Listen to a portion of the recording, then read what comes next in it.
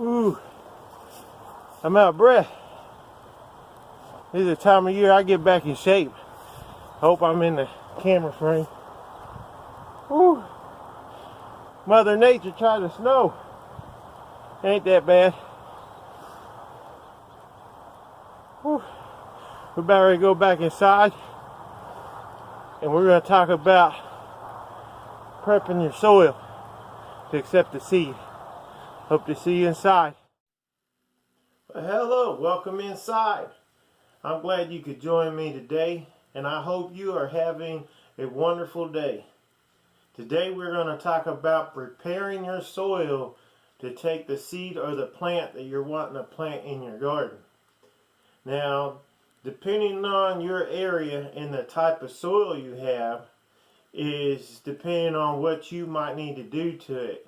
I'm not a total soil expert. It's something I'm learning, and it's something I'm finding is improving my gardening experience and the way I get produce and the quality of produce I get out of my garden. Is ever since I started learning how to treat my soil and what to do to the soil, it's really helped me really grow better gardens. And so I'm wanting to share some of the things I've been doing to the soil in my area, which has a lot of clay in it. So those of you who has a lot of clay in your soil, I don't know if some of these tips could help you or not, but clay is something where I'm at, you find a lot of it, and it's really hard to garden. It's hard to till, it's hard to aerate, it's hard to cultivate, and it's really hard for plants to take root. There's some benefits. I don't know really exactly what the benefits would be, but I know there's things I've had to do to this soil here over the years to make it better ground, and it's still not the best. But as you see at the beginning of this intro of the video, that I was out there using a pickaxe, or some people call them a mallet, and a shovel. It just, one, I don't have an actual tiller of my own. I have a wonderful neighbor that lends me their tiller when I need it. And but it helps break up the soil to make it easier for the tiller. But your first till of the year should just be a rough till, just so your soil could get air into the soil and break up and from it being packed down from the winter. And plus it allows the leaf compost to start turning into the soil. But that's the first thing to do, is get your first rough till in, that I do with the mallet or the pickaxe, as my grandpa used to call them, and with the shovel, it kind of just turns it and stuff. And I'll probably keep going and do the rest of the garden with it later, and eventually do it one more time, and then I eventually will till it. Now, if you have loose enough soil, a tiller would be just fine, but with it packed down real hard, that tiller is going to, especially with the front tines, if you have rear tines or something that you could hook to a tractor, probably wouldn't matter. But with a front tine, even with my young age, it kind of beats you up a little bit. So, but being able to get that first till in, I would say about a month before you're wanting to plant, and then get a couple more tills in, it really helps your soil to aerate and get air into your soil. The second thing you would want to do is add a few more fertilizers, and I quit using Miracle Grow, or some people call it Rapid Grow. I used it in the beginning when I started growing gardens on my own, because I always see my grandpa using them, and I always thought, you know, that was just what you do. And I don't want to knock my grandpa's techniques, because he always grew wonderful gardens, and at the end, if you're reaching what you set out to do, there's no really wrong answer. It's just, for me, I found not using Miracle Grow and using other methods has actually gotten me even better results, because you're using more of a natural way of doing what Miracle Grow does. And one of the things I do is, depending on your big box stores or your gardening centers or where you shop at, depending on what they have in their organic type gardening feeds area, they might have different brands. So I don't want to show you the specific brands that I use, because it might be different in your area. So and you might also like other brands. Plus, I'm not getting paid to advertise any brands, even though you will see those in later videos as I get to using them. But I would suggest go into the area that has garden fertilizers for your garden, and look for like some fish fertilizer. I would look for like a basic just your neutral organic plant fertilizer that's good for all varieties. And also, depending on if you're wanting to grow tomatoes or peppers or something that likes what is considered an acidic soil, you might also want to pick you up an organic version of apple cider vinegar with the mother in it. And you don't want to use a whole lot each treatment, and you don't want to use like a constant amount, because you can burn the soil or over fertilize using apple cider vinegar, because you can also use apple cider vinegar in a process as a natural weed kill.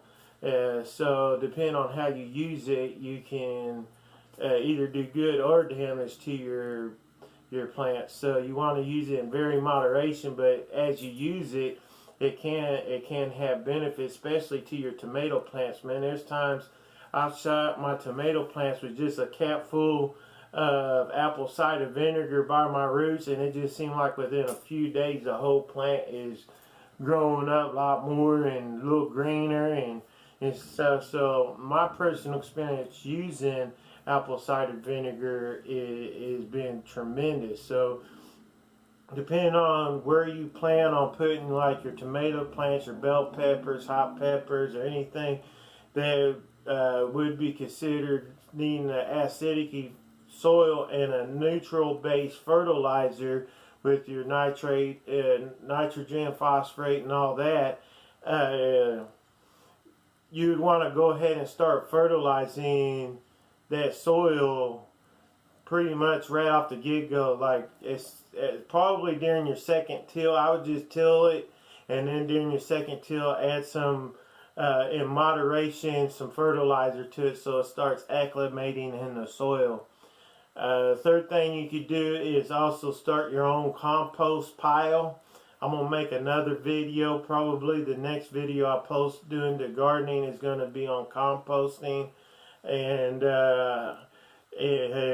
kind of do's and don'ts to composting, or at least what works for me.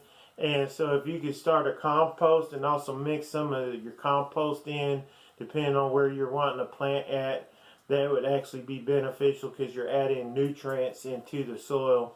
And everything you do to your soil, you want to do in moderation. You don't want to hit a full-fledged, full force, you know, because you could do too much to your soil, and then it's just too much of a shock to your plant when you put it in there, your seed, and it just burn it. So you want to do everything in slow moderation as you add it to your soil. But and then I would research, depending on what you're wanting to plant in your area and what kind of test kits you could get in your department stores. I usually try and use test kits, but sometimes they do change, sometimes they don't. But I would learn how to use soil test kits, water test kits from your tap water, what you're going to be watering your garden. And I would really start focusing on your soil and the type of plant you're wanting to plant in the soil, and what kind of nutrition your plant needs out of the soil. I would Google and stuff, and I haven't gardened like years and years and years and years, and I can only kind of speak of my particular soil. But I found with clay soil, if you also mix some peat moss, a little bit of sand, leaf compost during the fall, turn leaves in the soil, and also natural sawdust that's non-treated sawdust. If you're going to have any kind of treated sawdust in it, don't, even a bare minimum, I would not use any treated sawdust. If it's just your natural pine, yellow southern pine, something like that, that's a non-treated, does not have any chemicals or nothing in it. Sawdust works really good also in a compost pile. The compost, it adds a lot of nitrogen base, breaks down into nitrogen and also a few other minerals. It's good for your soil.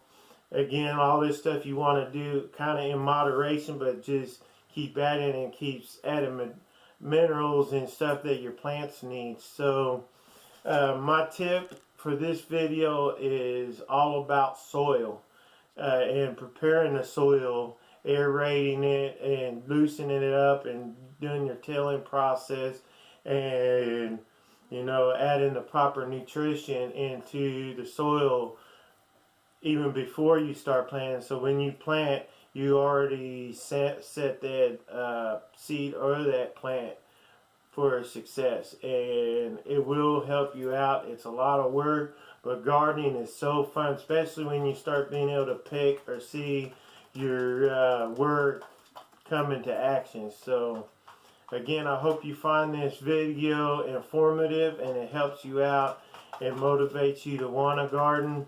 And if I can help you any way, please leave questions in the comment section. I will do my very best to help answer those questions and even make a video response on it. And I thank you so much for visiting this channel, and I hope you are having a wonderful, wonderful day, a wonderful week. And if it's getting close to your weekend when you're seeing this video, I hope you're having a wonderful weekend. Thank you for visiting.